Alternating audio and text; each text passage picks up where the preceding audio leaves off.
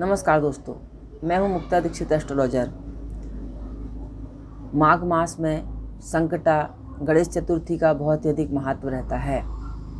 कहते हैं कि जब हम अपने जीवन में बहुत अधिक संकटों और परेशानियों से घिरे रहते हैं, उस समय हमें अपने घर परिवार में या परिवार का कोई भी एक सदस्य यदि संकटी गणेश चतुर्थी का व्रत शुरू कर देता है तो इससे आपके संकट धीरे धीरे दूर होने लगते हैं। संकटनाशक गणेश चतुर्थी जो रहती है हमेशा पूर्णिमा के बाद आती है। विनायक की चतुर्थी अमावस के बाद आती है। तो जी हाँ दोस्तों, पूर्णिमा के बाद जो गणेश चौथ पड़ती है उसे हम संकटी गणेश चतुर्थी कहते हैं। और इस संकटी चतुर्थी का व्रत करने से सारे संकटों का हरण भगवान गणेश जी करते हैं।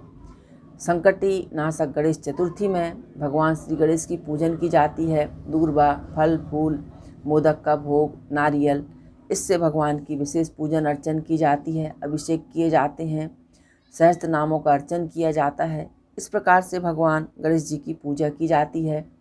तो माघ मास में जो संकट नाशक गणेश चौथ पड़ रही है तो इस दिन जो है स्त्रियां जो रहती हैं निर्जला व्रत करती हैं और चंद्र निकलने के बाद भगवान श्री गणेश का पूजन करती हैं।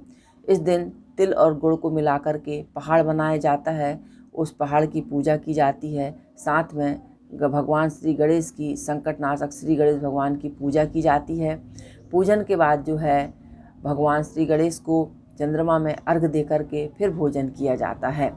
तो इस प्रकार से यह जो है संकटनाशक गणेश चौथ करने से सारे संकट दूर होते हैं।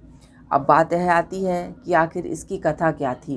तो मैं आपको एक छोटी सी कथा बतलाती हूँ कि किसी नगर में एक कुम्हार रहता था और एक बार बर्तन पकने के लिए उसके जो आवा रहते थे वह आवा आता नहीं था, उसके बर्तन कच्चे रह जाते थे।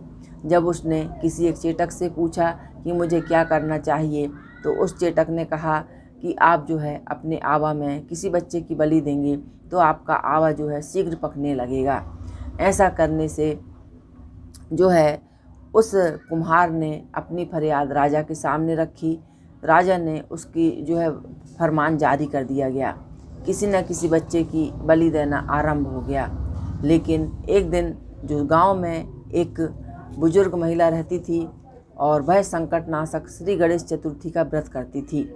उसका एक ही पुत्र था और वह पुत्र जो था और जब आवा पकने की बारी आई और इस लड़के की बारी आई तो बुढ़िया ने अपने लड़के से कहा कि बेटा तुम ये गणेश जी की दूर्वा और गणेश जी के जो सुपारी है संकटनाशक सुपारी, इसे तुम अपने पास रखो और उन्हीं का नाम लेते रहना, तुम्हारे सारे संकट दूर होंगे।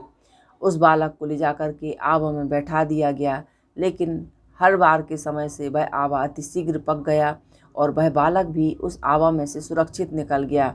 उसे एक खरोंच तक नहीं आई। भगवान गणेश की कृपा से वह बालक सुरक्षित निकला। इसको सुरक्षित देखकर राजा ने उस जो बुजुर्ग महिला थी उस बुढ़िया को जो है बुलवाया गया कि आखिर कौन सा ऐसा तप यज्ञ तुमने किया कि तुम्हारा बालक जो है आवा में से भी सुरक्षित निकल गया। तब उसने कहा कि महाराज, मैं भगवान श्री गणेश का संकटनाशक चतुर्थी का व्रत करती हूँ। इस व्रत के प्रभाव से मेरा जो बालक है सुरक्षित निकल आया और इसके साथ जो अन्य बालक जो मृत हो चुके थे वह भी पुनः जीवित हो उठे। तो इस प्रकार से भगवान श्री गणेश की पूजन करने से सारे संकट किस रूप से आपके दूर हो जाते हैं वह आप भी खुद ही नहीं जान सकते। तो जी हाँ दोस्तों, अपने घर परिवार में अधिक परेशानियां चल रही हैं तो आप माघ मास में संकटी चतुर्थी का व्रत जरूर करिए। भगवान श्री गणेश की पूजा करिए, वे आपके सारे मनोरथ पूरे करेंगे, सारे संकटों को दूर करेंगे। वीडियो देखने के लिए बहुत बहुत धन्यवाद। नमस्कार।